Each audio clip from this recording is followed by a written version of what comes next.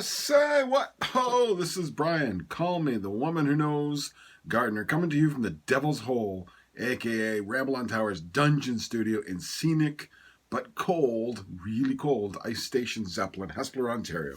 And you are listening to Ramble on Radio, episode 137.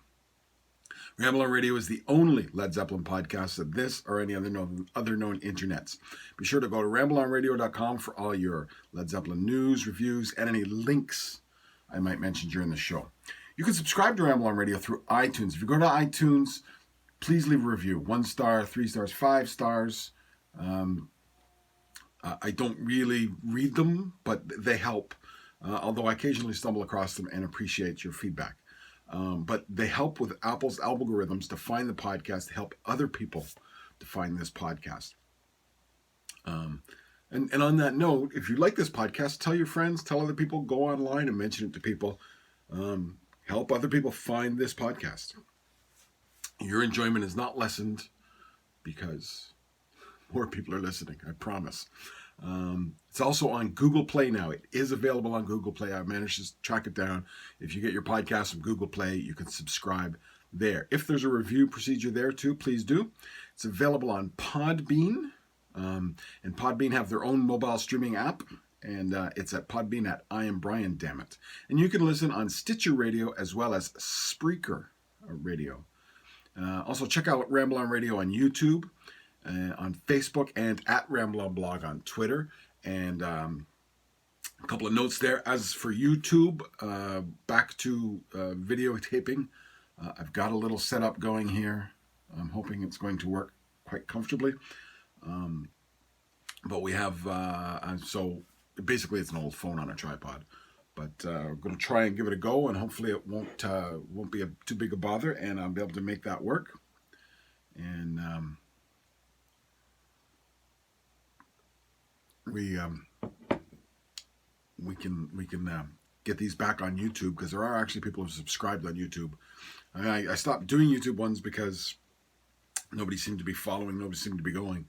But I've started to get some followers there, and people are commenting, we need more, we need more, we need more. So here it is. Again, if you're on YouTube people, tell your friends that they have to check this out. Something else. If you listen on Podbean, well, you don't, because I have 0 listens on Podbean for the last. So it's actually going to disappear off Podbean in the very near future, I think. I just, not Podbean, sorry. Spreaker, Spreaker, Spreaker. It's just not, it's not functioning there. So why trouble myself? Not that it's a bother, but okay, the intro music. On the intro music, that was Led Zeppelin, obviously. January 15, 1973. Gonna go with 45 years ago this very evening. And it's now the 16th, but only by about 20 minutes. So that was at Trentham Gardens in Stoke-on-Trent, UK. No idea where that actually is. And they didn't play Dancing Days a lot. I don't know. I'm curious how often they played Dancing Days. But that's why I picked that particular song. I seen it on it, and I went, oh, okay, Dancing Days it is. They actually performed 3 different shows at on this date. One in 69, one in 70. Neither of those were available in bootleg form. Or at least I don't have it. And so they weren't available. They weren't available to me anyway, right? So we went with the 73 show. And I will finish that song off. The back half of that song I'll give you at the end of the podcast. Unless you're watching on YouTube, I'm sorry, you're out of luck for me. I still haven't figured that problem out yet. These days in history, this time frame in history, on January 12, 1995, Led Zeppelin was inducted into the Rock and Roll Hall of Fame.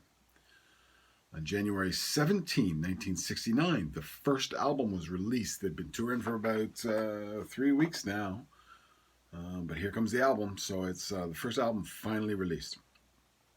The same date, 17th, in 2008, Gibson released a Jimmy Page guitar line, including the Jimmy Page Les Paul Custom. And my good friend Paul Hammond from Get the Lead Out has one of those babies, and I've played it, and it's gorgeous.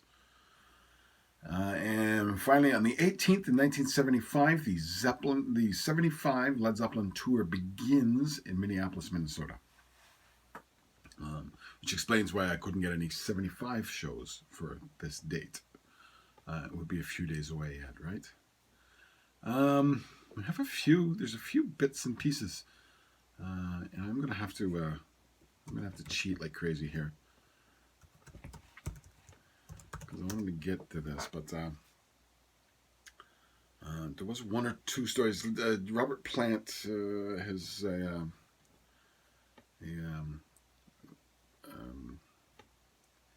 show coming up. I don't have it. Is a big festival show anyway. Secondarily, there is a DVD being released.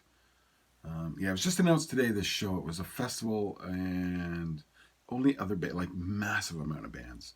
The only other band I had even heard of was Jesus and the Mary Chain, and I only heard of them because of the movie. I can't even think of the name of the movie. The one about the record store, and they're yakking about Jesus and Mary Chain in the record store. It's the only reason I've ever heard of them. I have seen their records around, though. Never actually heard them. So, there you go.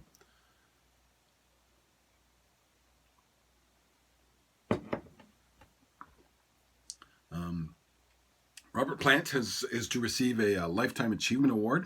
This came out 2 days ago. Awarded 2018 Americana Lifetime Achievement Awards at the UK Americana Awards, which is absurd. The UK Americana Awards is a bit like the Canadian Swedish Awards, I think was the joke I made on Facebook. That's a really strange thing to me. Why don't they just call it the English-speaking People's Awards, I guess? But anyway, Robert Plant will get a Lifetime Achievement Award. Robert Plant there was a festival in October 2016 in LA. It was David Lynch's Festival of Disruption. It was it was taped. It was high definition recorded and broadcast on TV on anyway, one of the U.S. stations. I'm not sure. I've never seen it myself, but it's out there, and it is now being released as a DVD. Looks like DVD only at this stage. There will be a Japan Blu-ray release, but only Japanese. Although it looks like it would do, like if you ordered it from Japan, it would work in the States or Canada. I think if you're in Europe, you would be out of luck for ordering that from Japan. It's a region 1, I believe. But the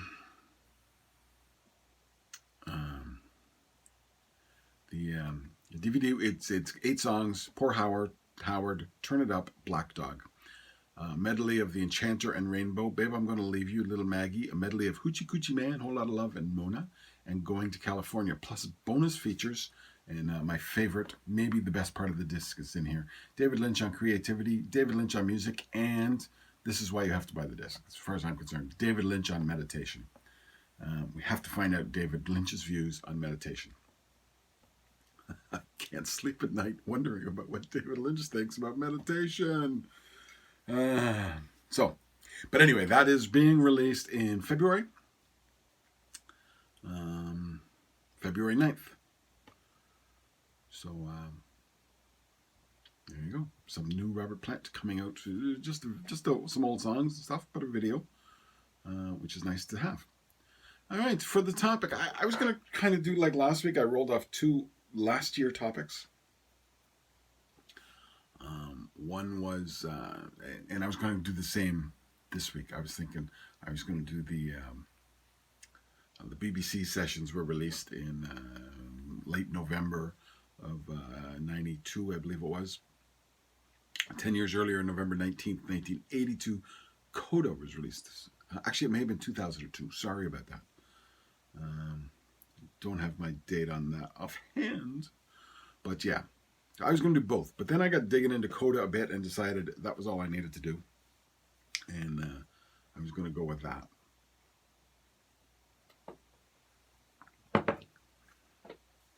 So Coda it is. We're going to do Coda, and I have thoughts on Coda. Here's my original LP, by the way. You can see, if you're on Facebook, you can see it. I bought it like the day it came out. Canadian edition, the day it came out. I guarantee you. And I think, like most people, were just a little bit disappointed. It's in really good shape because I probably listened to it 3 or 4 times. Sadly, really. And it is a better album than I think I gave it credit for at the time. And I also have I did buy the deluxe edition box. I'm holding it up to the camera, and oh my Christ, it's heavy. And I had both of them out today. And I actually did you wonder sometimes, does this really sound better? Does it sound worse? All this remastered stuff, does it really sound better than it did when we had it in 1982? That sort of thing. So I did a really quick test. I put Darlene on maybe the first 30 seconds. The first 2 lines of vocals, I think I kind of covered too.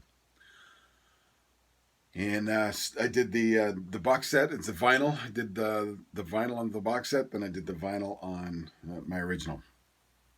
Now, my record player is not a solidly good record player. It's actually one of those ones they tell you not to play your records on. You're going to ruin them. Oh, you're going to ruin your records. It's actually, it's nice. It looks like an old radio sort of thing, and it's got a record player, and it does recordable CDs and stuff like that. It even has a cassette deck on the side, which is believe it or not, gets used once in a while.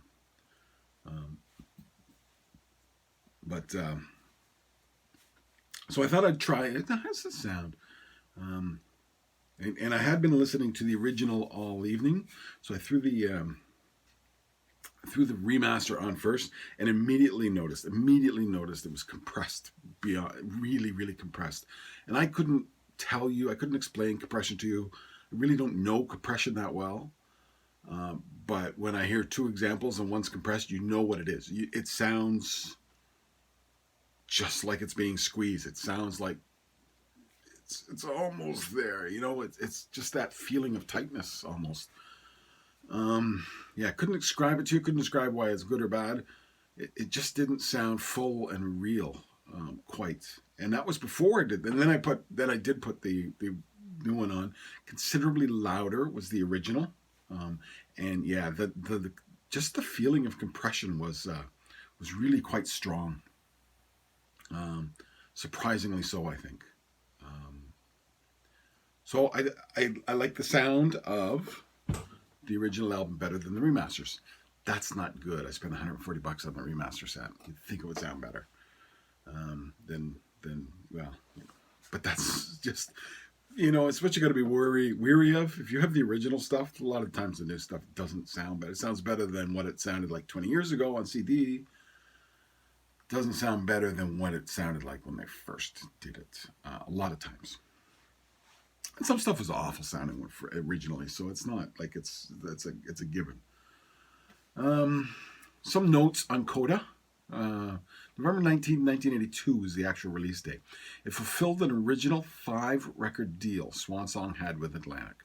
So, 75, they created Swan Song, and they had a contract with Atlantic that Led Zeppelin would produce 5 records to Swan Song, that Atlantic would do all the leggy work bit.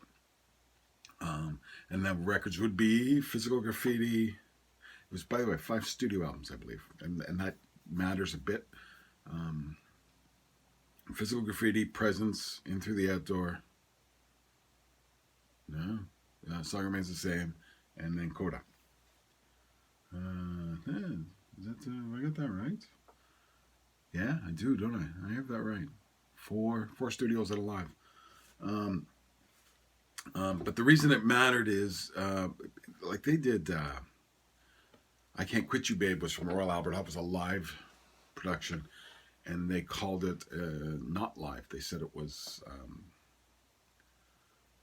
it was done at sound check, I think, or they had it in the studio, live in the studio is what they said on the record itself, and it was later on they admitted, yeah, it was live on stage, actually.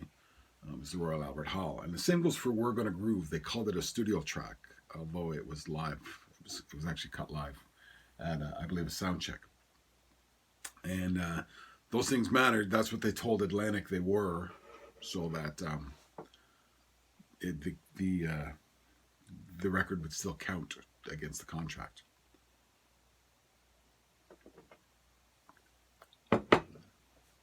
Not that I think anybody could reasonably have expected any more Led Zeppelin material at that time. You can try, but interestingly, it was originally called Early Days and Latter Days, which and then was changed to Coda. If you don't know, Coda is a musical ending.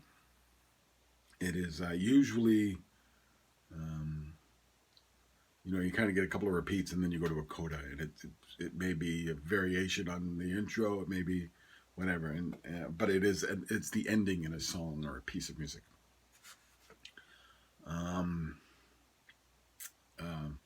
Of course, the other thing was the Early Days and Latter Days name they did eventually use. They used it in the early 2000s with the Greatest Hits package. Probably the only Led Zeppelin thing I do not have. I never understood when. I don't even know when that came out. I missed it completely, and I never understood why it came out, to be honest. It wasn't that long after the box sets, and maybe that was the point, was to kind of push the box sets as people who don't want to spend money on box sets but want the greatest hits. It was the first Led Zeppelin album not to go multiple platinum. Remember that point, because I'm going to talk about that in a minute. It hit number 6 in the US, according to Billboard, number 4 in the UK, but rolled, not even gold, didn't even get gold in the UK.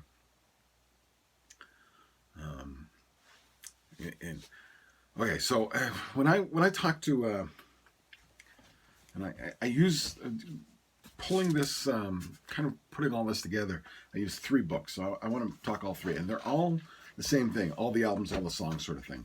The Stories Behind Every Led Zeppelin Song by Chris Welch. Dave Lewis's From Whisker to a Scream, which is basically a complete guide to their music. And it basically talks about every album and every song. And then, of course, Martin Popoff's Led Zeppelin, all the albums, all the songs. And Popoff is the guy I want to talk about a bit today. When I talked to him 2 episodes ago, number 135, if you're keeping track, if you're on Facebook and you want to find out what I'm talking about, I apologize, it's not on Facebook. You have to go to Podbean or something like that. And it is on Stitcher Radio, so just go there and you can listen to it. And so I interviewed Martin Popoff, and Martin, we talked for a good hour. And when I got to Coda, I mentioned that reading what he said, a thought had occurred to me, and I thought maybe the thought was occurring to him, that when pieced together, Coda was really a tribute to John Bonham. Not what Robert or what Jimmy Page has always said it is, which is basically all the songs we had. We now know that's not true. But he talked about he was, it's the best of what we had. It's this, it's that. But when you look at the tracks, what it really is the best John Bonham tracks they had left. And so when I mentioned that to Martin, he said, well, what else could they put on there? Really, there wasn't much else. And I wasn't really prepared for that answer. I wasn't at all prepared for that answer. And my mind immediately thought, well, wait a minute, I can think of 8 other songs. I could come up with 8 other songs, but I couldn't have done it on the spot off the top of my head, so it wasn't really worth doing that. So I didn't want to interrupt his flow to say, oh, no, there's songs. I just can't think of them offhand. So I've created an alternate Coda. I want to be clear on this. I want to be really clear. This is not better Coda, worse Coda.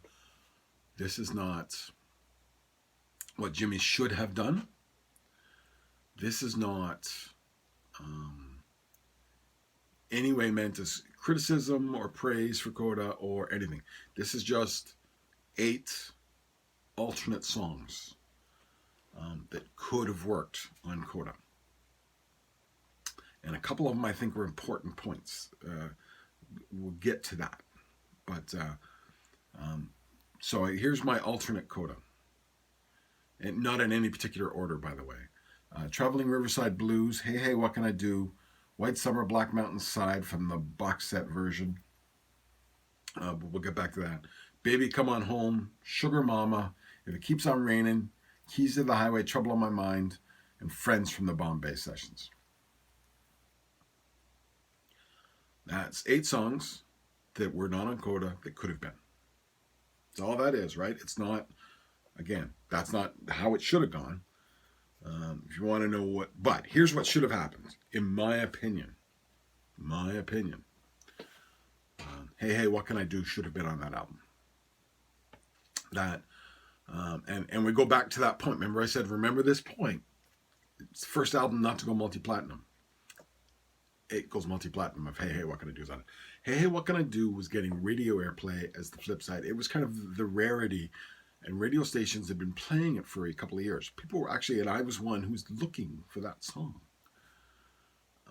Had it been on Coda, that would have been enough to make Coda a far better selling album. I think. So, Hey Hey What Can I Do? Take Walter's Walk out, put in Hey Hey What Can I Do? Since they're both kind of 72, 71 songs. Take We're Gonna Groove, or let's take I Can't Quit You Baby out and put in Traveling Riverside Blues. Like blues song for a blues song, basically a live blues song for a live blues song, one they had released previously and one they hadn't, right? I'm going to go with take out Ozone Baby and put in Keys to the Highway. I'm going to take out Bonzo's Mantra and put in Friends from the Bombay Session. How's that? That's a split of the two. That's 4, but that's a completely different album. And it's probably a better album. And your mileage may vary on that, but I'm willing to bet you could take 2 songs off Coda, put 2 songs I mentioned on, and have something you would prefer. Just the way it works. But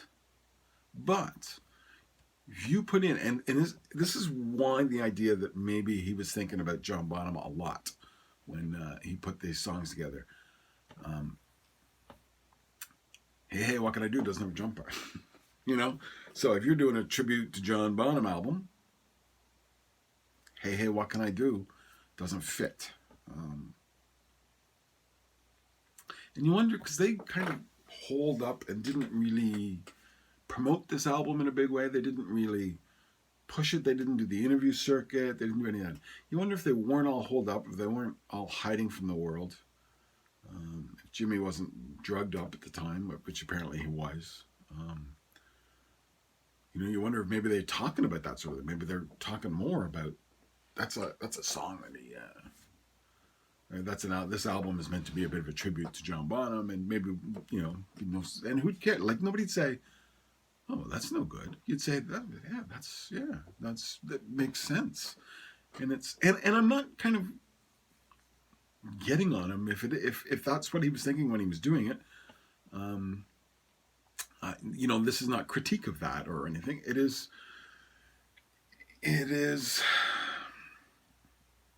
just me commenting on it. It's just an idea that's there that I've pulled out and want to explore. How's that? I think it's perfectly logical that they would do that. I think it's perfectly human that they would do that. I think if I was in his shoes, that's exactly what I would do. But it means, you got Darlene instead of It Keeps On Raining, that sort of thing. this could have been a better album. I guess is my point, and I just think and thinking about because it's a John Bonham album more than it's a Led Zeppelin album, and that's really overstating the case. By the way, yeah, it's a it's just the best. It's not the best songs that were in the bank. It's the best John Bonham songs that were in the bank. I guess is the point I seem to be trying to make. So I've pulled some quotes out of the books, by the way, about each song. And I'm going to go through it and kind of run through the whole album. But anyway, that was the idea I wanted to explore a bit. And I wanted to get that alternate version of the album out there. So Martin, if you're listening, there you go. There's the other songs they could have put on Coda. 8 of them, I think I pulled out. And you could have put together a bit of a one way, depending on what you like or don't like, you could have put a better show together, I think. All right, so here's what people had to say. Here's what our 3 authors had to say about these songs in this album. We're Gonna Groove. This was, by the way, originally intended for Led Zeppelin 2. Did not make it out of the album, according to Chris Welch. Dave Lewis says, John Bonham's contributions are legendary here. And Martin Popoff says, it's a bold and powerful vocal from Plant. It's a busy and clever bass line from Jones. And the band's patent chemistry comes solo time, driven by Bonham joining in and soloing and semi-soloing along. Sorry, I didn't put a dash in there, and I was trying to figure out what I'd written. And semi-soloing along.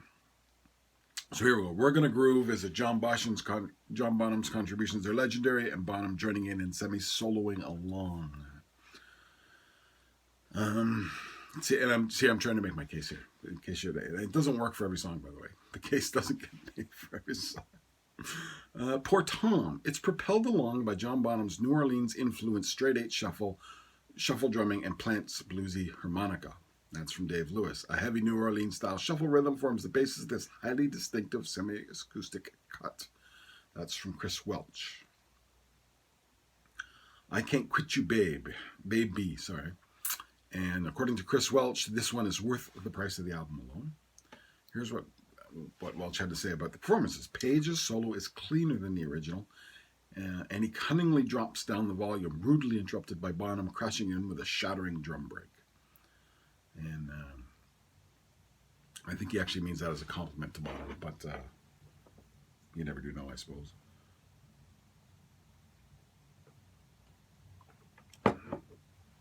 And Martin Popoff said the song had evolved from the comparatively staid version on Led Zeppelin into a tour de force, most pertinently for John Bonham, who uses the song for his continued pioneering of his right foot work on the bass drum, along with continued practicing of triplet fills.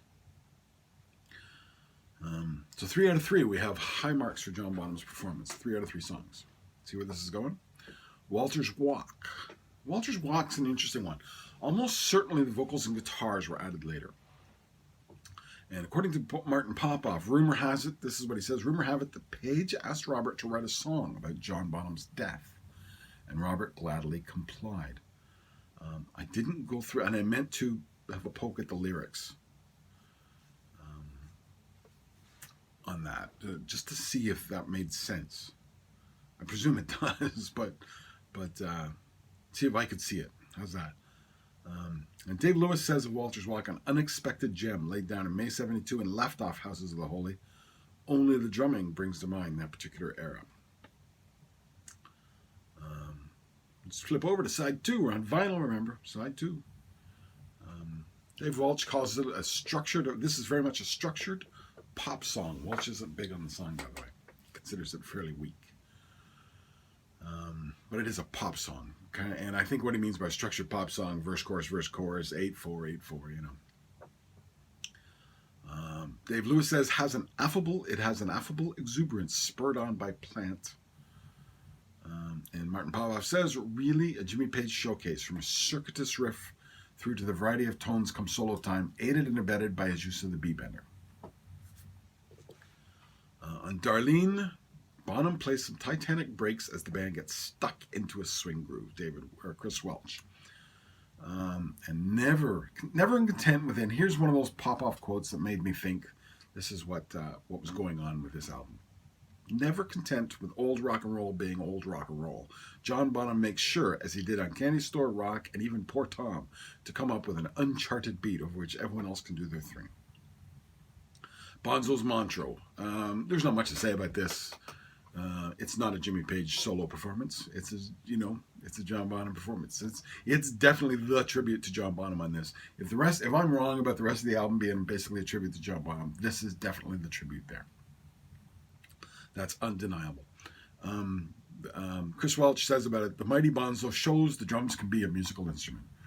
And then Wearing and Tearing. Wearing and Tearing was nearly cut into a 45 for Nebworth. For their Nebworth show. It was meant to be done. It just production delays. Always production delays with Led Zeppelin, as you know. Production delays prevented it from happening. But they were going to make a single that was available to fans at the Nebworth show. And I think the flip side was going to be Ozone Baby, actually. It was either Ozone Baby or Darlene was the flip side, too. And Page and Plant, this has been played live. Page and Plant in 1990, before they got back together officially. But they did a short set at Nebworth 1990, and they ripped into Wearing and Tearing. Page playing at a frightening pace, supported by that ever-steady Bonham-Jones rhythm section. That's Dave Lewis. And a reminder that despite Ozone Baby and All My Love, Led Zeppelin were still capable of rocking out. That's Chris Welch. And it was also, Popoff talks about it being one of his favorite songs of the Zeppelins. So that's Coda. It's a better album than it's remembered as being, I think. It's definitely a easily dismissed album. And ought to not be. It's got some good tracks on it. It's got some good stuff. Could have been better. And I really do. I mean, just, Hey, what can I do? Alone is would beef that album up so much. In terms of sales, in terms of desirability of the fans to have it. And in terms of it's one of those, it is missing that kind of straight acoustic mandolin cut that their best albums, 3, 4, Physical Graffiti, all had those cuts. And it was highly emblematic of an era for Led Zeppelin. If you're doing an era album, which is what Page always said he was doing, he was trying to cover all the eras. And to that end, by the way, my alternate really goes from 69 to 72. There's nothing after 72 in there. And even then, it's Friends is the only thing from 72. Everything else is 70 and before. That is a flaw in my alternate. Whereas Page had. But on the other hand, Page has 3 things from 78. One from 76, and I have the different age. 69, 70, 70, 72. And then he goes 76, 78, 78, 78. So there's some missing time in there on that as well. It's neither I nor Page have anything from 75, for instance, in there. So that's, you got to remember, Physical Graffiti used up a lot of the 73, 75 era, 73, 74 kind of stuff that had been sitting around. They used everything that they felt they had in Physical Graffiti. So a lot of what, because otherwise Night Flight's available and Black Country Woman, things like that were sitting around before Physical Graffiti. So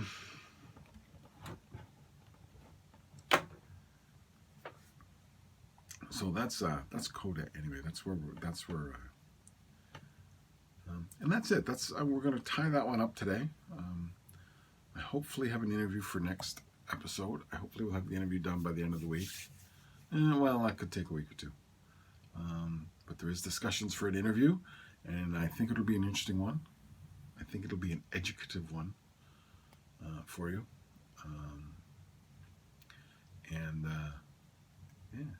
Let me know how it's working. If you're on YouTube, let me know how it worked. I mentioned last time I got the headset. And you hear me moving it there. After I listened back to last time, I quite liked it. Although I didn't like me clicking it on and off to take a drink. So today I've kind of been dropping the volume, sip, sip, sip, sip, and then raising the volume back up, and that's doable too. Outside of that, see, I was just doing it there. I was just my thumb on the button. Outside of that, the other option is to actually press pause for a second. But you know, I'm lazy. So that's going to be it for today for a Ramble on Radio 137, episode 137 of the Led Zeppelin podcast. Check rambleonradio.com for notes on this week's podcast. Wanted to talk about this. I'm trying very hard to be more up to date with the blog, keep track of news and that sort of thing. A conscious effort to do that. Conscious effort to post to Facebook and Twitter on a daily or bi-daily, every other day kind of basis. So you're going to start seeing. Before I was always only if it's something really kind of relevant. But in order to promote things properly, and I'm trying to kind of be, my little New Year's resolution to promote this stuff better, is part of what you do is more posts equals, it kind of gets around more, you get more hits. So, excuse me a second here.